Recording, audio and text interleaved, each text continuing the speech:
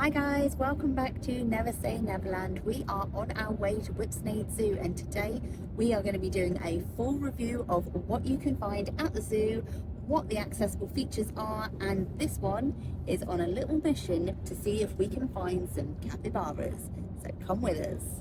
We didn't expect Whipsnade Zoo to feel like this.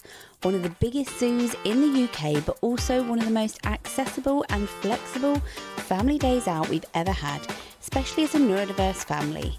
If you're planning a visit or just want a real honest look at what it's like, we're sharing everything from accessibility tips to the moments that genuinely surprised us the most. Welcome to our tour of Whipsnade Zoo. This visit was ad-gifted by Whipsnade, but as always, all opinions are completely our own. We're a neurodiverse family, and in this video we want to share just how accessible and family-friendly Whipsnade Zoo really is, along with some of our top tips to help make your visit easier and more enjoyable. Whipsnade Zoo is part of the Zoological Society of London, alongside London Zoo, and it's nestled within the beautiful Dunstable Downs countryside in Bedfordshire. Opening times are usually from 10 AM, but definitely check the website or app before visiting for the most up-to-date seasonal times. You can also sometimes find discounted Whipsnade Zoo tickets, including savings for Universal Credit individuals. Parking can be purchased online with your tickets, or there's also free parking available just outside the main entrance gates. We use the internal car parking option, and you'll need to show your tickets at the admission gate when you arrive. There's a strict 10-mile-an-hour speed limit throughout the zoo along a one-way driving system, but you can loop around as many times as you like during your visit. There are several car parks dotted around the zoo, or you can park along the roadside anywhere that doesn't have double yellow lights. As a neurodiverse family visiting during a heat wave, we honestly found the drive around setup incredibly helpful. Being able to pop back to the car between animal sections really helped us conserve energy, regulate temperature, take sensory breaks and recharge throughout the day. One thing we particularly loved about Whipsnade Zoo is the incredible selection of animals you can see. They are home to nature's giants, including a herd of Asian elephants, 2 species of rhinos and reticulated giraffes. The animal spotting starts almost as soon as you enter the zoo, with everything divided into different themed zones, which makes it much easier to navigate around. I'd really recommend downloading the Whipsnade Zoo app before you visit. You can build a personalised trip plan ahead of time by highlighting the animals you most want to see, as well as activities happening throughout the day. During our visit, there was even drawing classes taking place, and the app sent us a reminder shortly before it started, which was really helpful. One feature my daughter absolutely loved was being able to tick off the animals as she spotted them throughout the day. The live map was also incredibly useful, especially for accessibility and planning rest breaks, as it showed exactly where we were and highlighted nearby animals and attractions, as well as toilet stops, including how far away they were. For example, just a 2-minute walk away. If you prefer something more traditional, physical paper maps are also available at the entrance. If you're driving around the zoo, you'll probably instinctively follow the route in an anti-clockwise direction. However, one of my top tips, especially for neurodiverse families or anyone who finds busy spaces overwhelming, is to actually walk clockwise back towards the main visitor centre and shop first thing in the morning. Normally the gift shop is something you'd visit at the end of the day, but arriving early meant it was incredibly quiet during our visit, and we almost had the entire shop to ourselves whilst browsing. We were also pleasantly surprised by the pricing, with lots of fairly reasonable priced merchandise available, and some items also included a charitable donation towards supporting the zoo and conservation work. There was a huge range of products, including stuffed toys, clothing, homeware, pins, Lego and even sensory toys, which was a really thoughtful touch. Sensory toys can also be really useful as a distraction or regulation aid for children or adults who may start to feel a bit overwhelmed during the day. Beside the shop is the first aid centre should you need this at all during your visit. Whilst we visited numerous times before, we haven't been in the last few years, and we were amazed with how spread out the zoo is. Whipsnade Zoo is in fact the largest zoo in the UK, spanning over 600 acres and home to over 11,000 animals. It was also celebrating its 200th anniversary whilst we were there. It's worth noting that as you have to drive anti-clockwise around the zoo, a lot of visitors will stop at the first section of animals, making it quite congested early on and crowded. A good tip to avoid the crowd would be to drive and park at one of the furthest points around the zoo, perhaps where the hippos are based, and work around the zoo from there, looping back to the bears and the lynx and the boar at a later point. The beauty of having your car is that you can always go back to it and move it continuously throughout the day, so you're always close to your car. You don't have to do this, however, as it can be a bit of a mission to get the whole family in and out of the car repeatedly, especially if your children are neurodiverse or if you have little ones or toddlers. There was a free shuttle bus that was running around the zoo, which is a new addition to the zoo since we last visited, and you can simply hail it down and grab a lift back to your car or meet up with your family. I noted that this was also wheelchair accessible. After we visited the shop, we began viewing animals in the Europe section, from lynx and wild boar to the Eurasian brown bear. Unfortunately though, as it was so hot, many of the animals were hiding out in the shade somewhere, so we didn't spot the bear, but we did catch a glimpse of the wild boar and her piglets. We really enjoyed the information signs around the animals, especially showing their conservation status. Some of them were actually quite surprising. There were even television screens in the bear section showcasing conservation stories. There were a lot of ice cream spots located around the zoo, which was much appreciated on this hot day, and it was also a great place to grab a cold drink. It's worth noting though that you are allowed to bring your own drink and picnic, and we were able to keep ours chilled in a cool box in the car to save carrying it around. There were lots of lovely picnic spaces dotted around too, and benches in grassy areas with views of the Chiltern Hills just a few steps away from the penguins.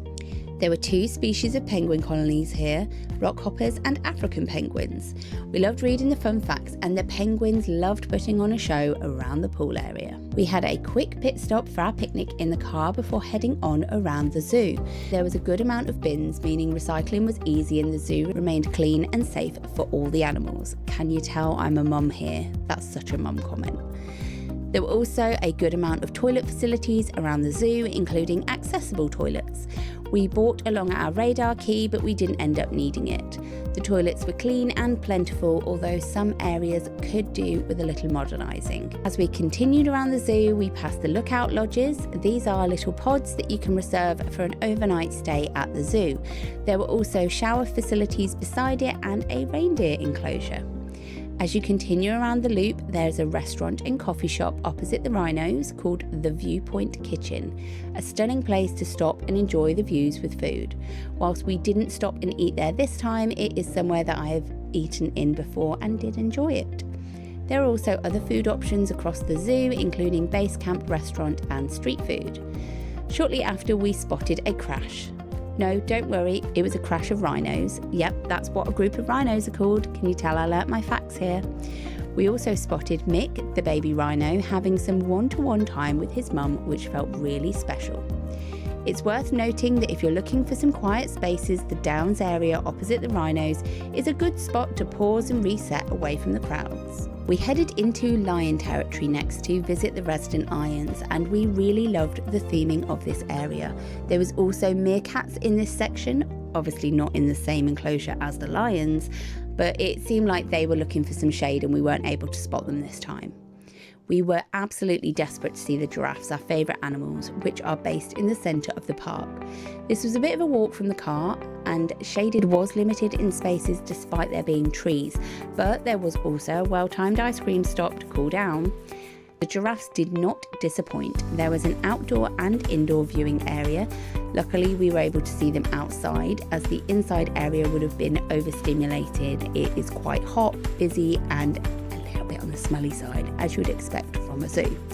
One of the most special moments of the day was when a giraffe was interacting with their keeper, and then she locked eyes with my daughter for several minutes without looking away. It was such a calm and emotional moment, and honestly one of the highlights of the whole day. These really are such special animals.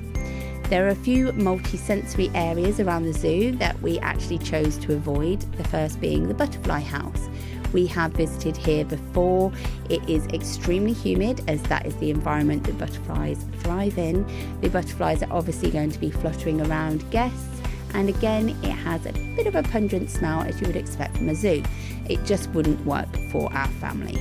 We also skipped the petting zoo as it was very busy and another multi-sensory area, although it would be great for younger children who enjoy close animal interaction.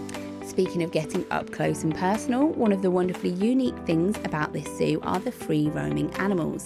We spotted wallabies and maras roaming around the zoo area, which was really fun.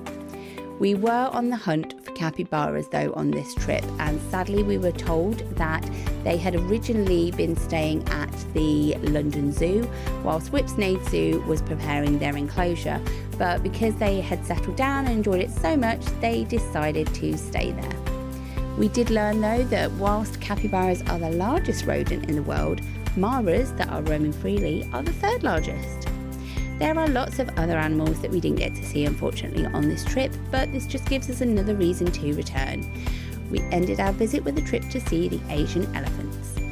We'd taken part in a drawing class in the morning as part of the 200th anniversary activities and got the chance to draw Luca, one of the female elephants. Although we only saw one of the elephants out during our visit, which was one of the males, it still felt like a really nice full circle moment from how we had started the day. There is the opportunity to view the elephants again in an inside enclosure, but this wasn't something that felt right for our family. There were a lot of interesting facts dotted around the area, including some that younger children would definitely find funny. If your child is into toilet humour, there was a humongous pile of fake poo to demonstrate just how much the elephants poo throughout the day. A few things that it's worth noting is that the terrain around the animal enclosures can be very uneven in spaces. There's also tree roots that are growing out, so it's worth just watching your step or bringing along some plasters if you or your child are quite clumsy. If your child is noise sensitive, it's worth bringing ear defenders as some toilet hand dryers are quite loud. Wheelchair, mobility scooters, buggies and wagons were also available to hire. I did consider this as I had hurt my back unfortunately before our visit, but thankfully didn't need to take this up. But it is best to book ahead as they are first come first serve on busy days and obviously come with a charge. If your child enjoys movement breaks, the Hullabaloo indoors and outdoors play area is also available. We didn't use this area during our visit this time round, but it was clear from what we could see that a lot of children were thoroughly enjoying their time in this area. It is worth noting that if you have accessibility needs and struggle with queuing, you can download a Penguin Pass before you visit from the Whipsnade website. I'll include the link down below. The Penguin Pass queue hopper gives families with additional needs the opportunity to hop queues at the zoo. There's no need to book your pass for Whipsnade Zoo, simply download and print the pass or download onto your phone for a more discreet option.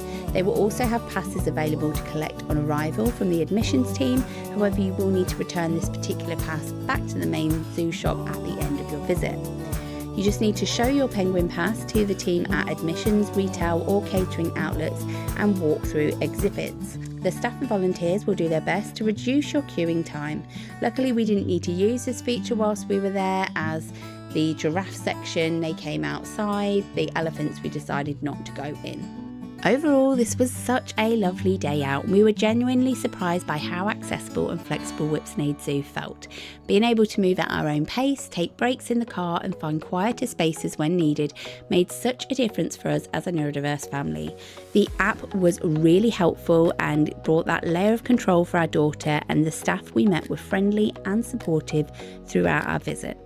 There's still so much that we didn't manage to see, which honestly just gives us a reason to come back again. So if you're planning a visit, we definitely recommend it as a full family day out, especially if you like having space, flexibility and the freedom to explore at your own pace. And obviously if your children are huge animal fans, this is the place to visit. Thank you so much for watching. I'd love it if you'd consider subscribing to our channel. Please do like our video and comment down below if you have any further Whipsnade Zoo tips that you'd like to share, or if you are planning a visit. Thanks again, and we'll see you all next time. Bye.